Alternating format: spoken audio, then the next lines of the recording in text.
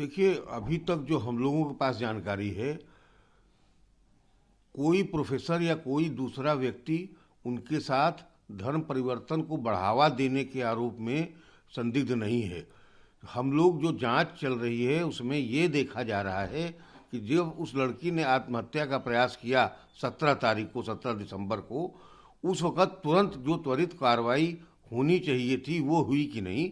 और जब पैथोलॉजी विभाग के शिक्षकों को इस एपिसोड के बारे में पता चला तो जो कार्रवाई तुरंत होनी चाहिए थी वो हुई कि नहीं। दूसरा, मीडिया में ये कहा गया कि कुछ शिक्षकों ने इस मामले को दबाने की कोशिश की और लड़की पर ही दोष मढ़ने की कोशिश की जब उसने आत्महत्या का प्रयास किया। तो जो जांच की जा रही है वो केवल इतने इशू पर है कि क्या किसी शिक्षक ने इस मामले को दबाने की कोशिश की या इस घटना से डॉक्टर को, जो आरोपी डॉक्टर को बचाने की कोशिश की।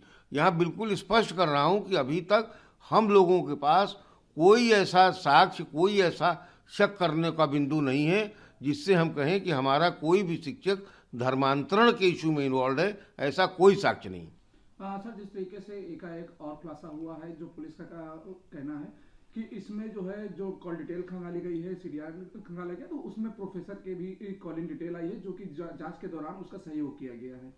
देखिए, ये तो पुलिस से हम लोग जब वो आएंगे सामने, जब आरोपी, पुलिस उनसे पूछताछ करेगी। ये तो सूत्रों के हवाले से खबर है, पुलिस ने ऐसा कोई बयान जारी नहीं किया है। सर, इसमें जो डॉक्टर की बात कही जा रही है कि डॉक्टरों पर जो धर्मांतरण का जो पैसा था कि पर डॉक्टर जो 5 लाख रुपए की बात सामने आ रही है, तो इसमें क्या कुछ आप लोगों की जांच में? देखिए, हमारी जांच में पिछले 2-3 सालों में इस इशू में भी अभी धर्मांतरण हुआ तो था नहीं। उसमें उसको प्रेरित किया जा रहा था, यही आरोप है, मैक्सिमम आरोप यही है।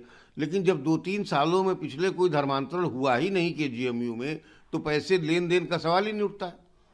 सर, अभी तक जो आपकी कमेटी जो जांच कर रही थी, उस कमेटी की जांच में क्या कुछ निकल के अब तक सामने आया इस पूरे प्रकरण में? आज उसमें बहुत इंपॉर्टेंट नोटिसें दी गई हैं। जिन लोगों ने ये आरोप लगाया था, जितनी संस्थाओं ने आरोप नहीं लगाया था, जिन लोगों ने इस बात को रखा था कि यहाँ पे कुछ लोग बचाने की कोशिश कर रहे हैं, कुछ लोग रैकेट चला रहे हैं, तो हम लोगों को जब अपना इंटरनल बयान लेने के बाद कुछ नहीं मिला तो डीजी जो इसमें हैं, रिटायर्ड डीजी, उनके सुझाव पर हम लोगों ने उन सभी लोगों को आज नोटिस देकर आने का अनुरोध किया है।